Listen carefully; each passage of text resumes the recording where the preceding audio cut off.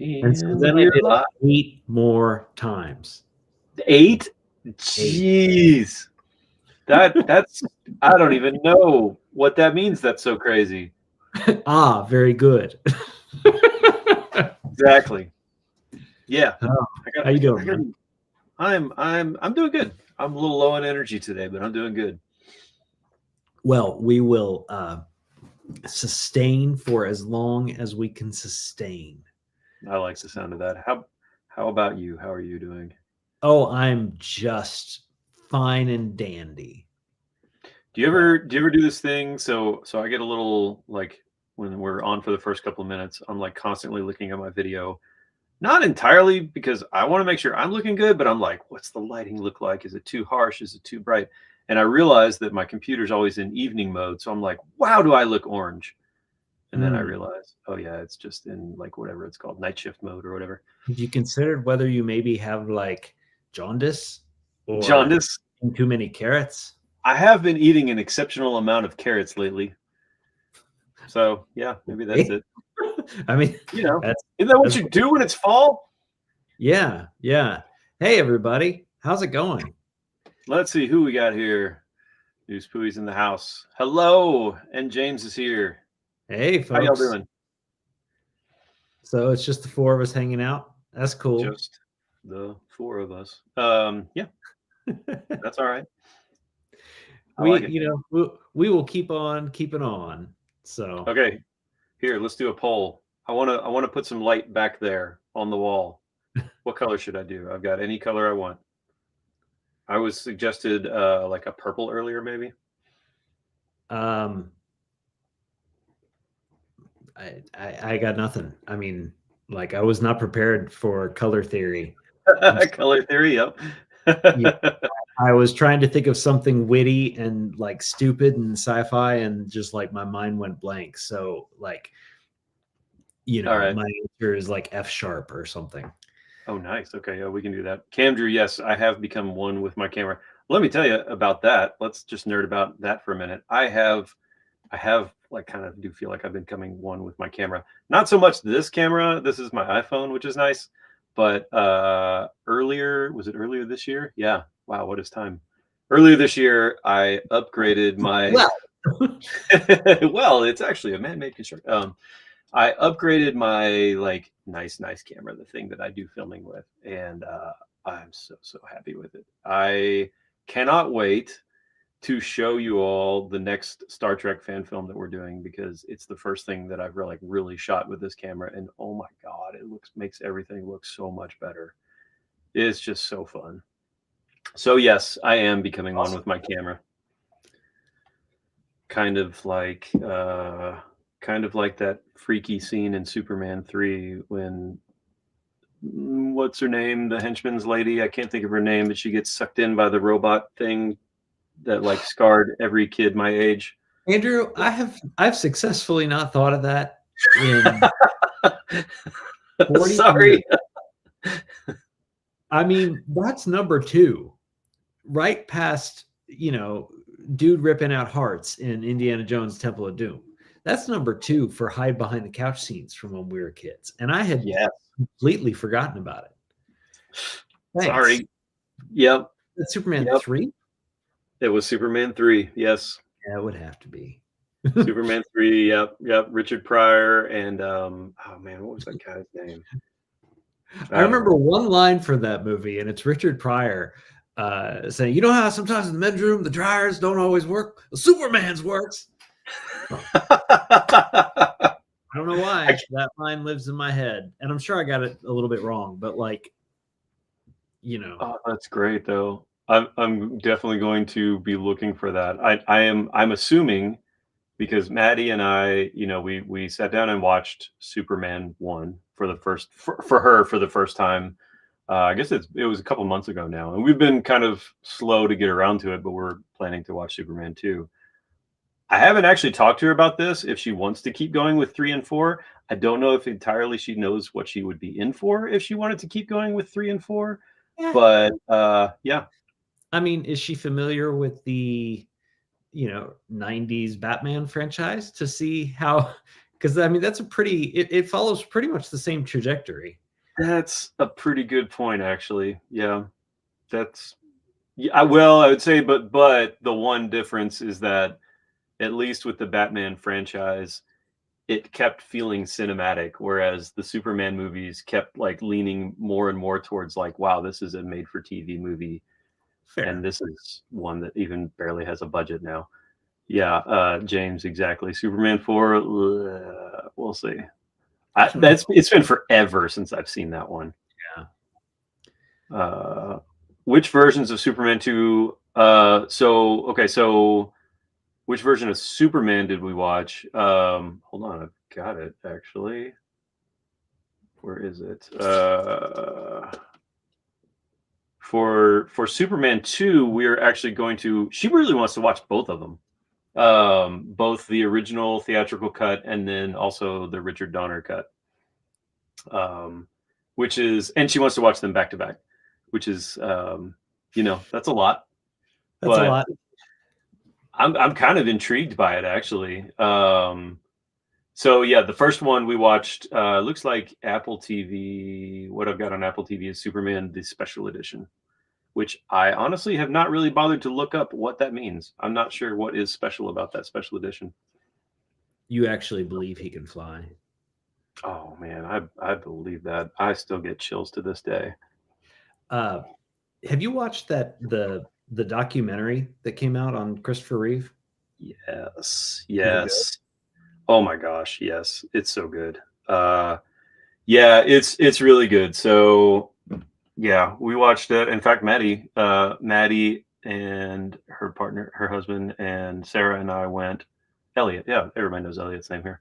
The four of us went, and it's pretty amazing actually. For as much Superman stuff as I have, just like much knowledge as I've collected over the years, there was a lot of interesting stuff in there that I just did not know about him, his childhood, how he was raised, like family dynamics and stuff like that. Also, didn't realize how much stuff he had done on film after his accident.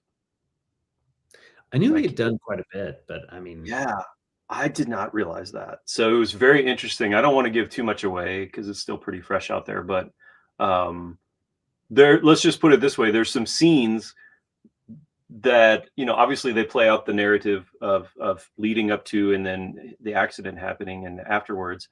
And it was really interesting because there were some scenes that were shot as he is in the hospital bed, but they're like acted out. They look cinematic. And I'm like, what?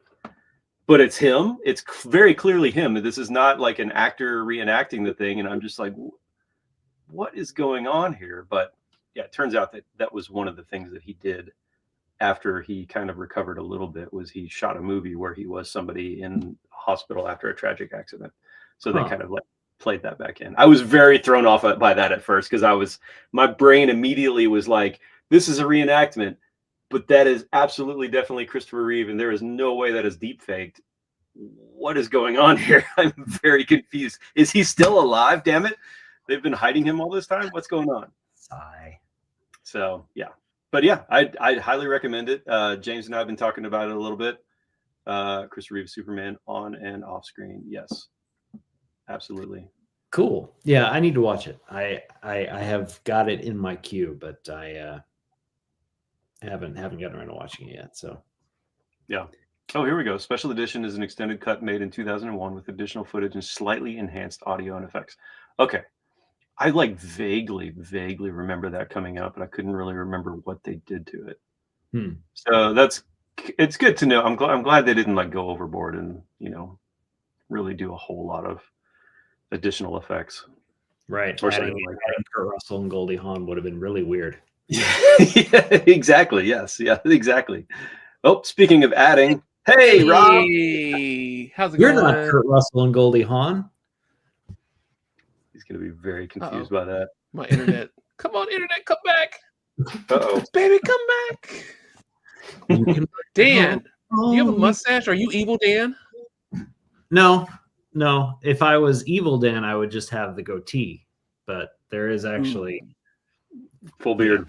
Full beardedness going on here. It's just slow. Okay.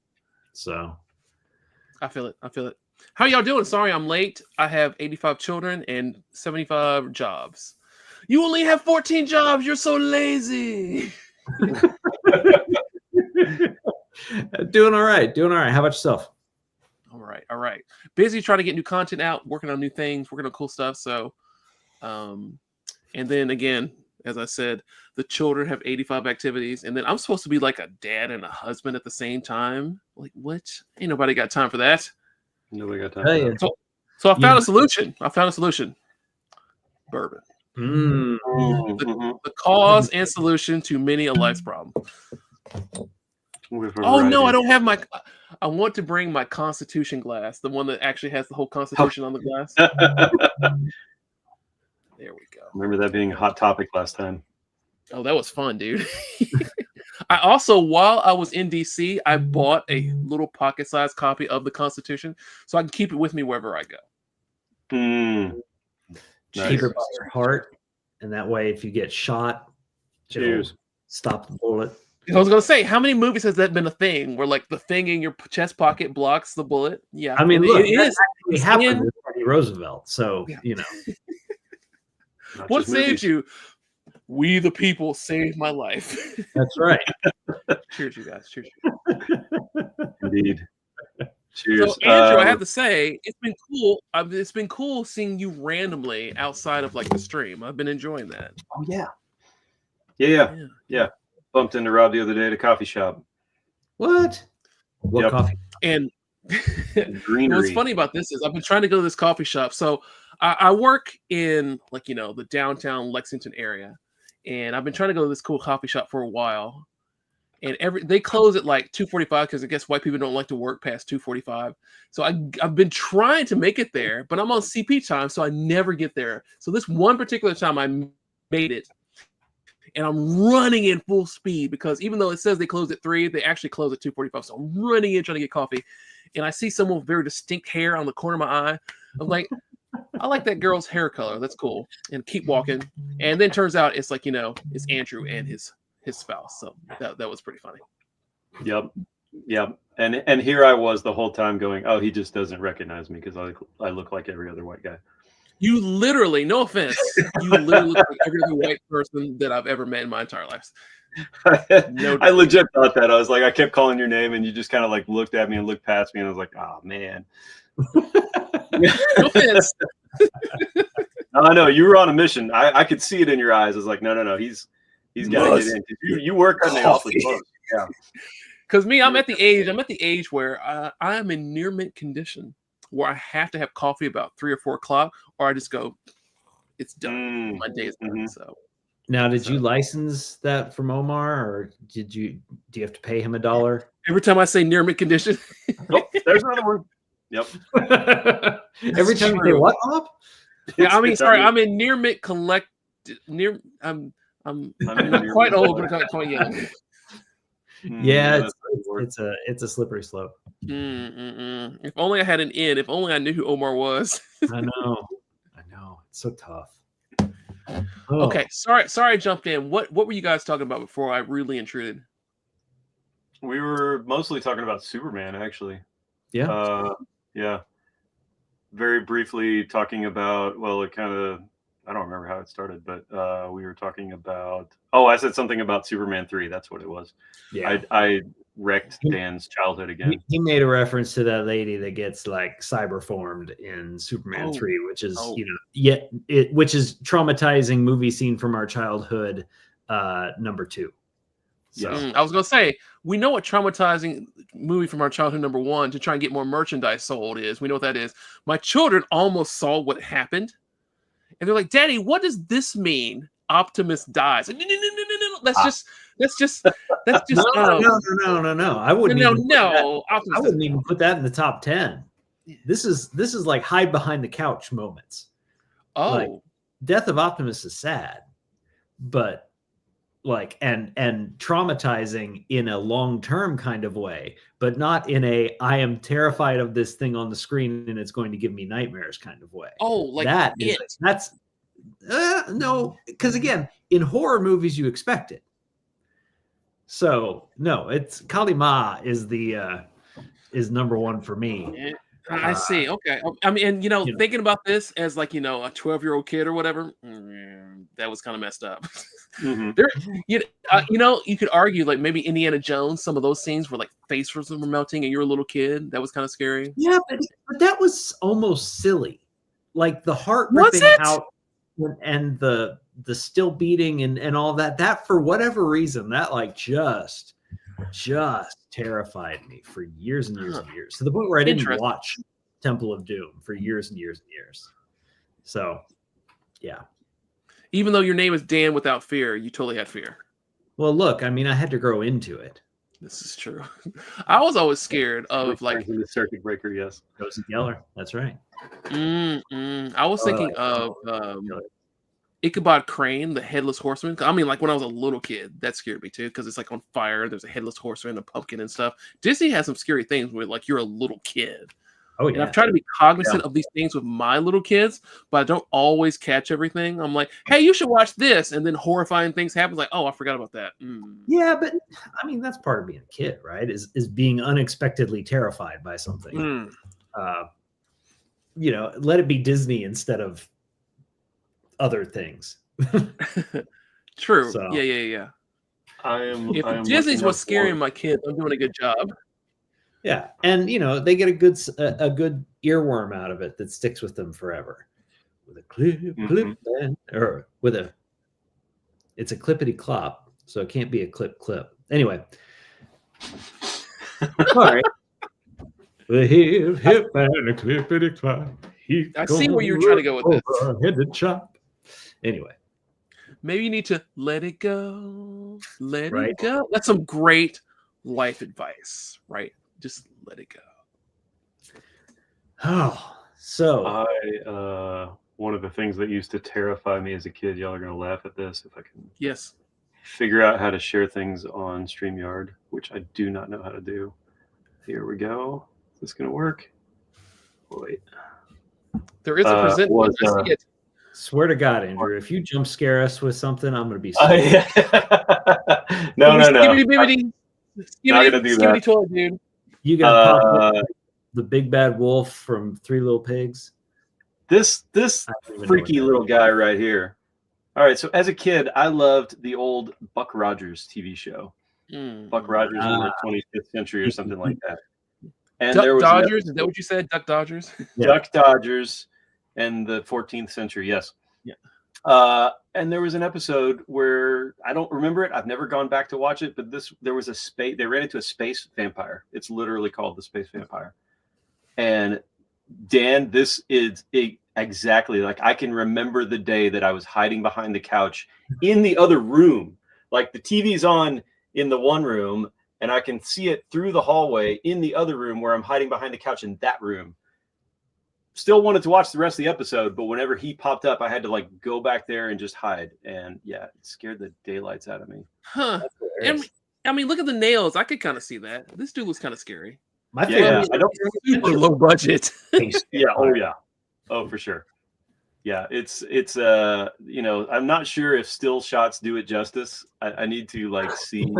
This could go one of two ways very easily. This could either be actually really creepy, or this could be the most embarrassing thing to be afraid of in my life. We'll see. The answer is yes.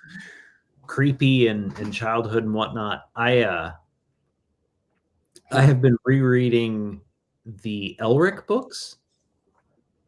Do y'all ever read Elric? Do you know who Elric is? Elric of Melniboné? No. What is that? Guys. If only there's an internet to look up these things. How is it that you are not okay? Maddie would be embarrassed for you. I assume if Maddie knows Red Sonja, she's going to know all barbarian adjacent kind of things. But I know Red Sonja. Michael Moorcock, British writer, still alive, wrote this series about Elric, who is one aspect of the Eternal Champion, but he is Melnibonéan, which is they're vaguely like, elfin style cat-like people, but he's like great albino hero with the sword Stormbringer that fills him with strength because he is, as an albino, is very weak, and but he has to constantly kill people for it to sustain his life. God, I'm typing this in. I cannot believe that you guys don't know what this is. I have no idea what you're talking about. Andrew, where are you? I will in a minute. Oh, Andrew's gone. I just pissed him off. Yeah, what did you do? Why did you make him mad? I know, but that's a good point. I see the comment. News play about the graphic novels. Here we go. Yeah. Elric. Okay. No, I've never. And again, you and I are very similar age. I should know exactly what you're talking about. I have no idea what you're talking about. Oh, this is the good stuff. But the reason I brought it up is, just like these are the newfangled graphic novels. Oh my! But no, it's one of those where reading it as an adult, you pick up on so much more in terms of the allegory and everything, and thinking about when it was written. Sure. Of course, Yeah. There are tremendous, all these veiled Nazi references and such. But no, it's just weird reading these things as an adult and seeing it from a different perspective. And it's like, it's scarier as an adult almost, not like, oh, I'm afraid to read this scary, but like existentially scarier. So. Very interesting. I had never heard of him. I cannot believe that. I have it on my screen now. You've never read a book, so I understand. But it's not learning how to read. And there's no movie. There is, and as far as I can tell, because I actually looked today, there is no action figure of Elric. And I'm trying to figure out how that's possible. There's one coming out sometime next year, supposedly from a group that does really detailed and very expensive action figures. But like, I was really disappointed because I was like on a kick this morning. I was going to order me an Elric action figure, and then there aren't any. I was like, damn it. So I'm trying to look it up right now. No, and there are also some great Elric comic books from older, the 80s or 70s or 80s. I don't know when they would be from, probably the 80s, with, I think, Barry Windsor Smith on art. I think I might be getting that wrong, but yeah, it sounds like Omar might have even reviewed these at some point. Oh, okay. Yeah. Where do you think I got this? Oh, aha! I'd actually bought two of them, and he offered me the set. I'm like, yes, please, I will take that. That's wonderful. I have a tab open that says The Weird of the White Wolf. Is that right? That is true. Yes, that is the name of one of the books. Okay. But I like to actually, let me tell you what I like to do. I like to skim comics. That's fine. And then give it to my kids and let them, I just leave it around the house. Like, I recently got that with if you go the comic route with Elric, I wouldn't necessarily do that because there's a lot of, torture and nakedness and okay, never mind. Things not going to do that. I'll keep that as a daddy book. Fun News Toy, yes, Titan Comics are the new Elrics, and the old ones are collected.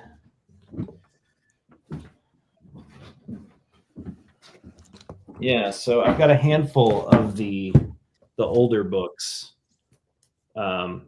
And okay, I was thinking that there was some Barry Windsor Smith art in here. It's not. It's just kind of Barry Windsor Smith adjacent kind of, almost the coloring, it looks a little bit like what is it? Dark Empire. If you're familiar with Star Wars Dark Empire, in terms of just the watercolor wash look. And I think, Titan is also the one that collected these older comics, which are from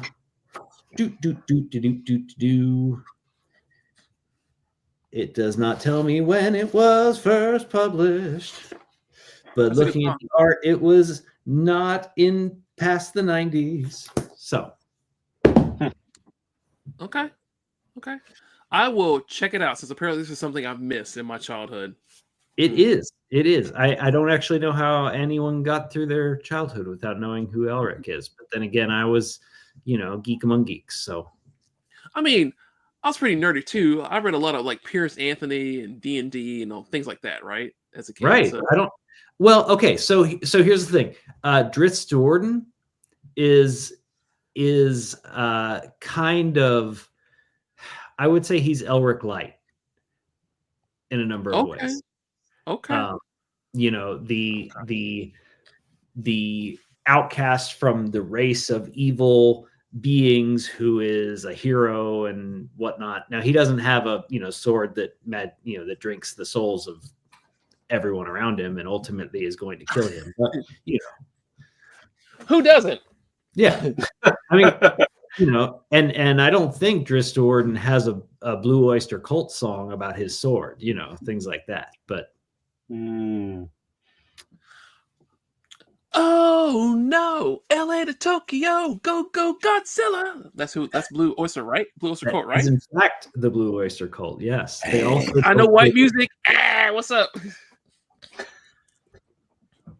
So, yeah, that's my recommendation for tonight. If people haven't read Elric, there are about 1 million ways to do it because there are the original books, there are comics from the 80s, there are comics from today. Again, no screen adaptation ever, but yeah, I mean, part of that is that it would be much more expensive to have made back in the days when, like, they were making the Conan and Red Sonja movies and things like that, which were for all, high budget films, but high budget films that you could film in a desert, as opposed to, high budget films that you'd have to create sets for every single part of it. Mm-hmm. Sure. Yeah. Okay. Anyway. Well, that's my country, guys. Somebody else's turn to carry this for a little bit. Andrew, unless you got something, I got a couple things I want to talk about. Do it. Go. Okay. So today is November 21st. There are 2 things that are going on today. I want to tweet about the second one in just a second. I got it's my Pixel 9. Look at that. It's beautiful, right? So I'm going to tweet about it in just a second. But the first thing I want to talk about is today is the day that Sony releases the 30th anniversary edition of their PlayStation Slim, their PlayStation Pro, the controllers, things like this. And if you don't know what this is, let me tell you. 30 years ago, the PlayStation 1 graced our lives. I believe the PlayStation 1 actually came out December 3rd of 1994. Wow. I think that's what it came out. Yeah. And people like me said, who is going to buy a video game console from Sony? Exactly. That is exactly the sentiment that was at the time. Like, who would do this? I want to geek out for a minute. I'm going to be an old man and talk about what the climate looked like because I worked at Babbage's, America's Computer Software Headquarters, back in the day. And so I can talk a little bit more about this. So the race was always between Sega and Nintendo. And then Sony comes along with their PlayStation. And like people are like, no one cares about Sony and PlayStation. And keep in mind, they were not the third player in this game. There was TurboGrafx for a while. Atari tried to make a comeback. Yeah, there's a TurboGrafx. There's Atari. Sony was just going to be another like interesting blip on the video game war. I just want to say that when I saw this comment, I read it in the voice of Doc Brown saying, "Ronald Reagan, the actor." So 30 years ago, not today. There's the PlayStation, and mine is an old school PlayStation. Look at all the I/O in the back. Come on, focus. There we go. Look at all that I/O. Wow. Look at that. Doesn't that just turn? Don't you miss look at this? I want to open this port. This was used for nothing, but you could totally put like a printer on this thing. I can't open it, but let's pretend I could. I've had too much booze, or the PlayStation. I can't open it. This is a This is a parallel I/O port. That's what this behind this thing. Okay, so yeah. Where do you plug your USB-C cable into that? Yeah. There was no such thing as USB back in the day. What are you talking about? So, okay, so here's the deal. This is why this is kind of interesting, kind of fantastical. And I want to use Final Fantasy as the main catalyst for this. So, Nintendo and Square, not Square Enix, Square had this great relationship. Final Fantasy 1, 2, 3, 4, 5, 6. They were on Nintendo systems. They were great. It was the assumption that Final Fantasy 7 was going to come out on the Nintendo 64. But this was a cartridge-based system. And what Square wanted to do was they wanted to put like full motion video and all these things.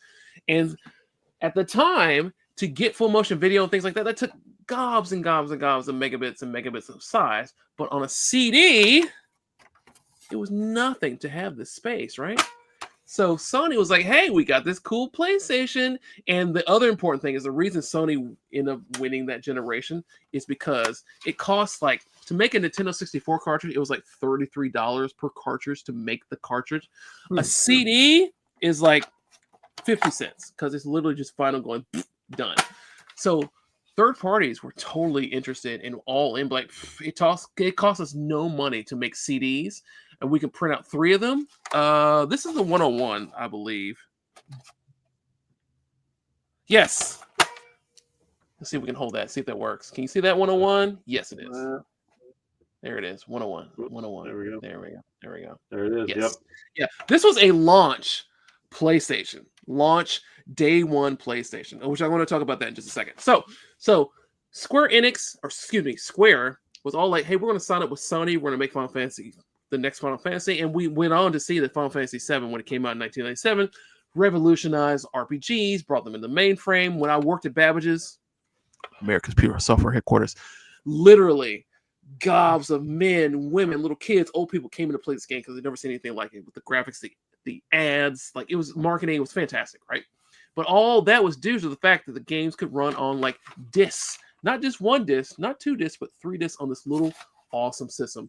Side note, the original PlayStation, if you go to certain museums, this is a true thing. If you go to certain museums that play like audio music, this was the best CD player you could get. The DAC, which is a digital analog converter, the DAC in the original PlayStation was one of the best CD players that you can get. So if you have one of these SCP-1001 models, this is the best CD player that you have in your house.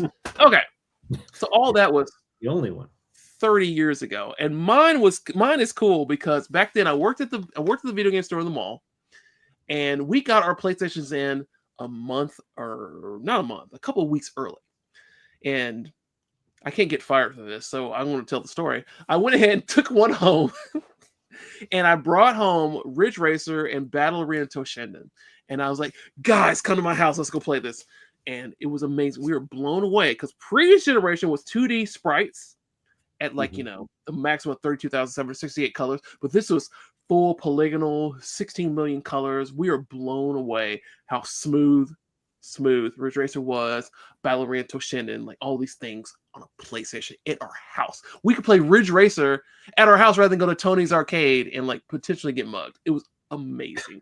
So that's what happened 30 years ago. And today, Sony's celebrating 30 years of PlayStation by releasing a PlayStation Slim and a PlayStation Pro and a controller and the handheld porter and a bunch of other things. And what they've done is they've recreated the grayscale, and they recreated like the 4 color scheme of the original PlayStation system. It comes in the same box as the original PlayStation, which I think I have it back over there in the archive. And that's really cool. Like, hey, Sony, thank you for doing that, for celebrating 30 years of PlayStation. It was awesome. Dude, yes, exactly this. 20 years ago, the model PS1, this thing right here, it rivaled a $5,000 audio system. The DAC was that good. The DAC was that good. It was really good. So if you find an old PlayStation, and again, you can tell, the more I/O it has on the back, the older it is, the better one. Yeah, there you go. Yes, the S video was in Japanese, and I think in Europe they had a SCART one. I'm not sure about that one. Yes, there's one more model above this that had one more input right there that we don't have, that we didn't get. So now, let me tell you the problem with Sony celebrating 30 years of PlayStation in the year of our Lord 2024, where we have bots and scammers and resellers. So Sony's like, hey, come buy the PlayStation 5 30th anniversary Pro and Slim. And me, I'm like, I love PlayStation. Let me go hit the buy button. No, you may not hit the buy button. All the bots and scalpers and eBayers have come and stolen this from you who actually appreciate Sony. No, you don't get this. Now, this is where I rant and talk about Walmart. One little bit more story time. You were supposed to do pre-orders in, I don't remember the exact day, October 21st, October 11th, something like that. I was on vacation in the woods in a cabin. And I'm like, hey, the day is off. I have plenty of time to go push the order button for this 30th anniversary PlayStation 5. I'm very excited about this. My wife, she's not at work either because we're in a cabin in the woods. She's like, hey, babe, I want you to help me get this done. I want you to take Target and Walmart and I forgot the other, Amazon, and I'm going to do Best Buy and GameStop and whatever, Walmart. So we split it up. So at 10 o'clock, it's like, okay, let's get ready to buy. Of these 6 retailers, there should be no problems buying a freaking PlayStation 30th anniversary. Incorrect. For hours, we're hitting refresh, buying, and it goes in the cart and it disappears. Or it goes in the cart, it doesn't go in the cart. Or it goes in the cart and says error 500. Or it kicks me out. I hit the buy button and it says, nope, sorry. So much so that it's destroyed his internet connection. It's in fact a virus. Yeah, has repercussions to this day. Right now. What's that? Yeah, we got to disconnect before this virus gets us. It's spreading. Okay. Okay. Sort of. Yeah, maybe. Yeah, there we go. You see me? We got Rob. Okay. Daggone internet. I got so angry. That's what happened. The bots knew. The scalpers knew I was talking smack about them. That's what happened. Yeah, you gotta. So for code 3 hours, we tried to buy one of these stupid things. Right. We finally secured one from Walmart. We get the thing, got the official order. My credit card is debited $500. I'm like, okay, we're good. Well, I actually, and of all people in the world, hold on, I want to show you something.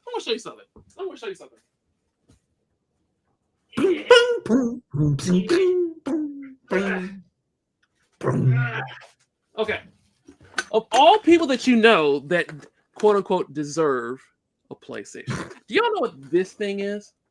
Has got nothing to do with it. No, is that a PSX? Dang, Dan, that's a deep cut. How'd you know this is a PSX? He listens to you. Dang, you are super smart. The PSX is again one of those deep cut Sony pieces of hardware. That's a PlayStation 2 and a DVR. Blah blah blah. I have purchased everything Sony like ever. You usually import it from Japan. Like I'm the guy of anyone who deserves a PlayStation 30th anniversary. It's me. So, friend, I put in the work. We buy the daggone thing. Like, yay, we're done. And I didn't go to any other retailers because I secured one from Walmart. So I thought I was good to go. 3 days ago, I get this alert on Walmart. It says, sorry, your pre-order was canceled. I said, wait, how long ago was this event? This was no, it was 5 days ago that I got an alert. Okay. It said my pre-order was canceled on Walmart. And I said something to the effect of, excuse me? Why is my pre-order canceled? I didn't understand. So I turned into Karen and I called them and said, hi. Let's see if you can focus on this. So I was ready to burn Earth down. Like that was canceled. So I was like, all right, why was it canceled? I called up and said, hey, what's going on? They were like, yeah, it was a credit card issue. Like, okay, every other retailer on Earth, if there's a credit card issue, you say, hey, we had a problem with your credit card. Please contact the bank. We can fix it. That's not what happened. Then others called again. Like, I need to speak to your manager. Then it was it's a stock issue. That's what we could do. Then why did you take my pre-order and take my money and then not give me the thing? So I am hot to trot, livid. Because it's fire. When they do that. So, and I pay for Walmart Plus. So let me tell you what I want to do. not pay for Walmart Plus anymore since they canceled my pre-order for the PlayStation 30th anniversary. So I'm in case you can't tell, I'm a little bitter. Ouch. Bitter about that. Did you get one? I have a backup plan. My backup plan is GameStop. So I got some buddies at GameStop. I maybe, I don't know. It's one of those things where a bird in the hand's worth two in the bush. Maybe GameStop is going to come to the rescue. But the more of the story is, don't buy things from freaking Walmart. Don't do that. Don't do that. Yes, I'm surprised that you haven't run into that already. Well, so Dan, thank you for reminding me. This is actually the third time Walmart has canceled something from me. I tried to buy an Astrobot limited edition controller. They canceled that. I tried to buy a game Concord before it got discontinued. I was like, oh, I'll get Concord. Canceled. And then this is thing number 3. So I'm like, no, you can't do this. So I'm done with Walmart. You can't. Yeah, and I don't recommend you. No, don't get a Walmart Plus. Don't pay for the store. Cancel your account. Delete. Go in the store and look for their things in stock. But they're not my friends. You don't order stuff from their website. I mean, that's. I didn't know, Dan. I should have talked to you. Well, no, I mean, it's like I said, it's really frustrating because even, I mean, obviously, I don't know how much this 30th anniversary PlayStation, $500, but like even just trying to get, $20 toys, like they will take twice as many pre-orders as they can fulfill. And then they just cancel the ones that they can't fill. And like you get a notice and it's just like, well, I guess I'm just shit out of luck because, And that's the problem. Had I known that they were going to cancel my order, I would have gone to other places because, like the Astrobot controller, for example, it went up on Amazon. I was like, oh, I don't need to pre-order at Amazon. I have it at Walmart. It'll come in. It'll be fine. But no, that wasn't the case. It got canceled, and I got screwed out of that too. So thank you, Dan, for commiserating with me. The only, I mean, I've been burned by that multiple times, and it's to the point now where I have canceled orders on Walmart that are supposedly in stock because I've found them other places, and I'll go through and put in the other order, make sure it's confirmed, and then go back and cancel the Walmart order because like I've just got to, because every now and then there's something that's exclusive, and you don't have any other option. But Lord, it's just their system is so bad, so bad. Yeah. I'm never buying. Target's bad too. Oh, wow. But Target has never worked for me. Yeah, that sounds about right. Now, see, and this is the thing. Yeah, so Target, for me, Target, usually it doesn't actually go through with Target. Like I get close and never actually go through. Usually I have really good luck with Best Buy. Like I thought the thing would come through with Best Buy because I do have Best Buy like Plus or whatever it's called. Like I thought it'd be cool there. This time, no, not this time. Yeah, Target is weird because Target deals with its stock issues because it also oversells. But it will deal with it through basically like, oh, this thing has been pre-ordered for 30 days and it's not going to be in for 30 days. If you still want it, you have to affirmatively log onto your account and tell us you still want it. And it's like, that's why I fucking pre-ordered it. Yeah, that's what I told when I spoke to the manager's manager. That's exactly what I said. Why do you think I pre-ordered this? So I have to deal with the thing that you're telling me I have to do now. Exactly that. Yeah. So yeah, it's just a shame. So forget all that. We are going to. That's the first celebration that's going on. Is PlayStation. It's PlayStation. The second celebration that's going on is the Nintendo DS. Now, I need you all to pause just for a second because I need to do a quick thing with one of my kids. All right, here we go. Oh, Nintendo DS. I didn't know anything was going on with that. I did not either. But then again, I am not exactly up on the that was video quick. news. Skibbity, Riz, all these young things that the young people say.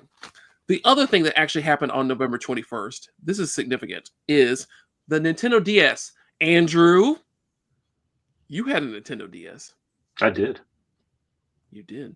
So November 21st, 2004 is when the Nintendo DS originally released in the United States. I have my top 10 Nintendo DS games right here. Right here. So if you guess all 10 of these games in the comments, oops, I just showed them. Then you get a prize. Freeze frame. Freeze frame. Yeah, don't do that. Okay. So I'm going to go through these very quick. Rapidly went down in value, guys. For you, Andrew, I'm going to go in reverse order because I want to brag. I'm going to brag to the entire internet about Andrew. Dual screen is what the retail one was. Developer system is that actually is not a thing. Okay. So my top 10 Nintendo DS games. Andrew, this is you. Tetris DS. Oh, hold on. Tetris, yes. Yeah, so what Andrew does not tell you guys is that he is a Tetris master. And he would come in with his DS and destroy us in this game. And me, I too am a Tetris master. What my technique was to keep getting Tetrises and Tetrisize you and knock you off the screen. Andrew had other plans for me Tetrisizing you. It never worked. It's like, okay, as someone who's good at Tetris, this honky is good at Tetris. So, Tetris DS. I clearly could not drink the poison in front of me. This game, Os Tatake Oendon, which basically means like, hey, yo, cheerleaders. This is a music rhythm game. And the Japanese version is fantastic. It's great Japanese songs that I heard when I was in Japan a couple of months ago. I was like, oh my gosh, these songs are still popular songs. Like, this is a great rhythm in the game. You take your cursor or your stylus and you're dragging, you're tapping to the beat. And it has a great story. It's a wonderful game. This was changed into another game that I'll get to in a minute. New. Before you show another one, just showing there was a guess at least. Do I have Castlevania games here? Someone is a smart person. This is new Super Mario Bros. Now, Mario 64 was one of the original DS games that came out at launch. And it was a great game. It had fantastic mini games. These mini games should be phone games that were on Mario 64. But this is the first new 2D Mario game in quite a while. And it's actually really, really, really, really fun. So this is a good one for me. Meteos. Did you remember Meteos? This is a puzzle game by Matsuro Sakurai. And it's also great music, great fun. We will play this in the office, Andrew. Hold on, I gotta look that up. We love this game. Love Meteos. Next. I mean, obviously, Mario Kart. Yes. The story about Mario Kart, we play this every single day. Every single day. And the wife and I went to E3, and we were standing in line to play, I think, the Wii or Zelda or something. And Charles Martinet was behind like a screen, and you could talk to him. Like there's a mic and speaker or whatever. You could talk to him. And I was like, Mr. Martinet, you do the voice of Wario. We play Mario Kart DS every day at work. Could you do Wario talking trash? And he flipped the switch. I was like, I'm going to destroy all you. He ranted and ranted for a good solid 2 minutes.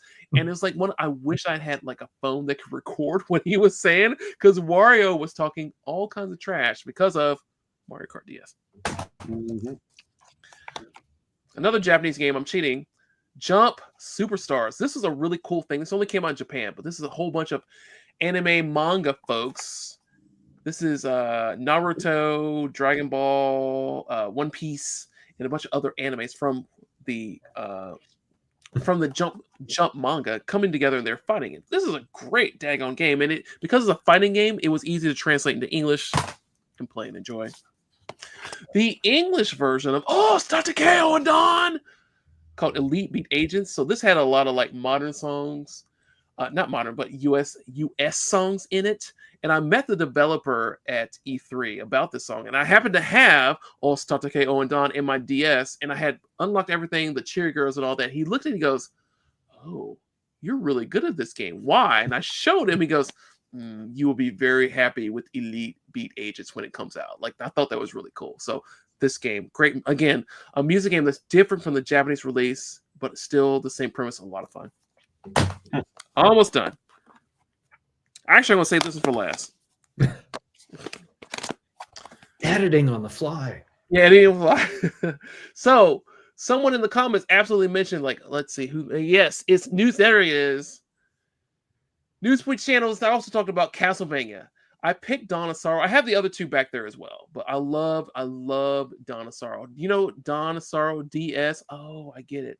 All these three Castlevania games are now on the Switch with their dual screen capability, so that's kind of cool. So this was my favorite one. The other two are really, really good as well, but this is my favorite one, Donasaur. They're not in order. Dragon Quest 4. I'm kind of biased on this. I've named my children after Dragon Quest, but this is the one.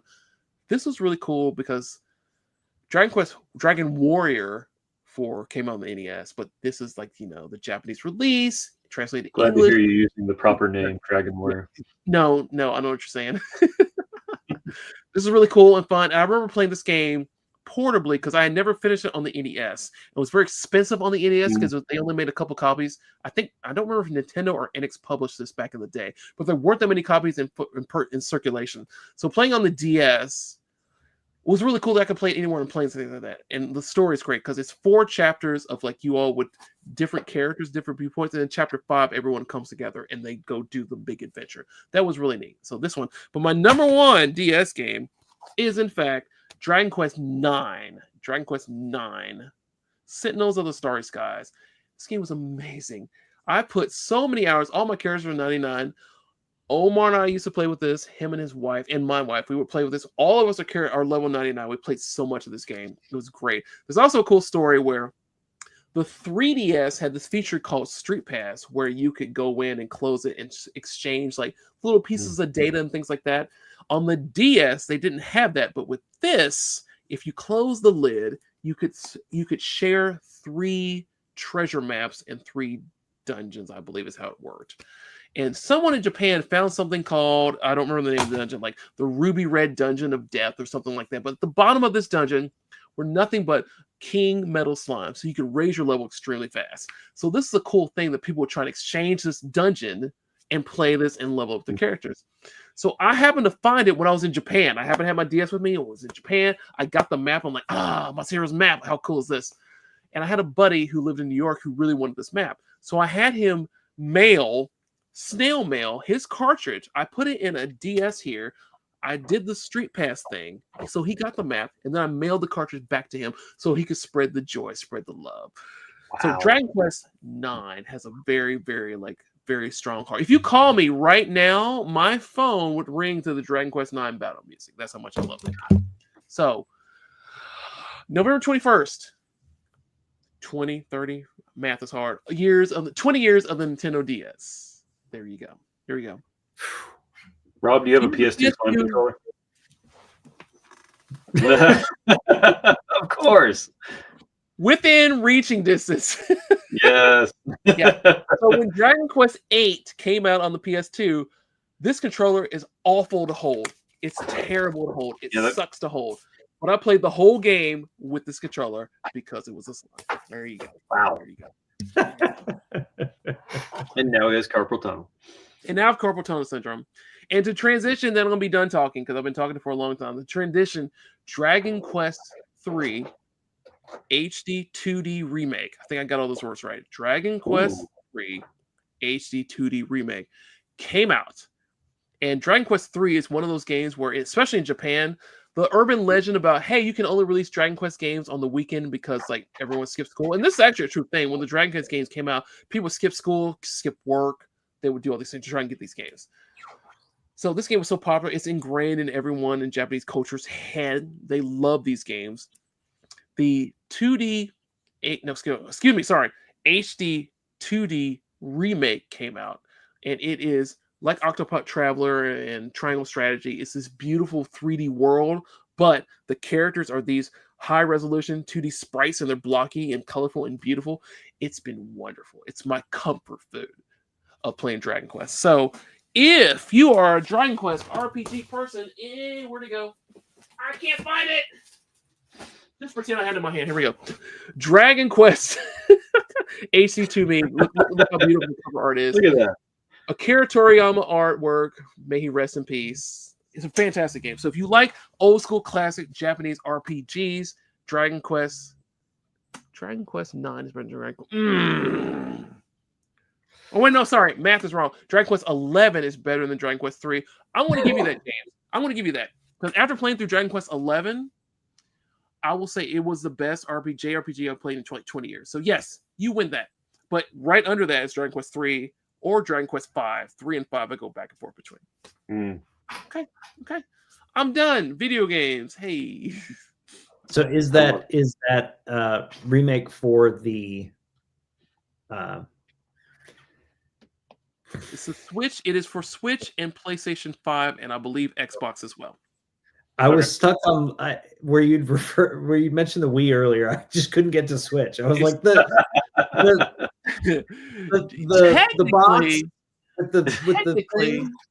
Is Dragon Quest 3 on the Wii? Maybe in the eShop back in the day. Because like you can get Dragon Quest 3 on your phone, and Dragon Quest 3 technically was on the Switch before this, right? But this HD 2D remake is on Switch, PS5, and I believe Xbox. I opted to get it on the Switch. Now, it's challenging for me because I'm very much a 60 frames per second kind of person. And it's using Unreal Engine, and Unreal Engine on the Switch, performance isn't super great. But I opted for the portability of playing an RPG that's my comfort food on the Switch versus the beautiful high resolution on PS5. So that's what I went for. I'm looking at pictures of this and it looks amazing. It's gorgeous. I can't tell if he's very still or just frozen. Who, me? Oh, Rob. Oh, yeah, Rob. Oh, there we go. Oh, dang. I thought he was just pondering what I said. I know. Yeah. I thought he was just giving it a serious thought. Hang on. I want to yell at StreamYard. What I was all that I said was Dragon Quest 3 HD 2D remake is very, very, very close to the source of Dragon Quest 3. They didn't really add that much to it. It's basically the same game. So if that's what you remember, that's what you're going to get. But for me, it's comfort food. I want to play on the Switch so it'd be portable. Even though I love 60 frames per second on PS5, like, I'd rather play it wherever I can. So go get it. Go get it. And that's it. That's my video game TED Talk of the podcast. Trying to pull up a picture of it. Yeah, I'm sorry, I don't know where it is. It's somewhere in here. No, I was just gonna pick am I pulling up the right thing? Is this it? Yep, that's it. That's it. Yeah. Isn't that beautiful? So you have your looks 2D sprites, but you have like your glorious 3D background. It's awesome. Mm-hmm. Huh. And there's a little bit of a controversy with like one. What'd you say, Dan? I said, how does it compare to Phantasy Star 1? My favorite. Dan. It compares well to Phantasy Star 1. And if you play Dragon Warrior 1, I'm not going to give anything away. You should play this game. How about that? If you play Dragon Warrior 1, you should play Dragon Quest 3. Okay. Cool. Yes, I seem to remember back in the day. That's exactly right. Nintendo published the original Dragon Quest, but they published it 3 years after it was released, so it kind of looked kind of dated from 1986 to 1989. And they published a ton of them, and they thought, "Oh, Zelda's cool. Americans love adventure games. People will eat up Dragon Warrior." They didn't. So they ended up giving a bunch away if you got a Nintendo Power subscription. But because of that, a lot of people actually did play the game. I was one of those kids that I ran around with my the player's guide all over the place. I never told my mom, I want Dragon Warrior for Christmas. But she figured out that me carrying this thing around with me for months at a time, like, oh, he must want this game. Very intuitive. Very intuitive. So it worked. Yeah, so if you play Dragon Warrior 1, you should buy Dragon Quest 3 HD 2D Remake. HD 2D Remake. That's a long title. I'm going to add it. We are right at the hour. Yeah. You go pumpkin. Yeah, me too. Yeah, me 3. That was a lot of talk about stuff. I'm sorry I talked as much as I did, but no, that's November 21st is a big deal. November 21st is a big deal. I should have gotten myself a blanket. I liked Rob's story times. I was going to get a blanket and some hot chocolate. Me ranting about video games. I love it. No, that's great. Well, that's very interesting. Everybody for showing up. You guys. Absolutely. It's good to see you guys too, even though there's been buffering. Yep. Thanks for joining us, everybody. Smash the notification icon. Exactly. All that fun stuff.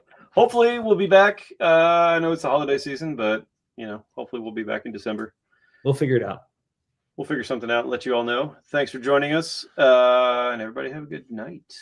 Good night. Yeah. Cool. All right. See y'all. Good night. Cheers.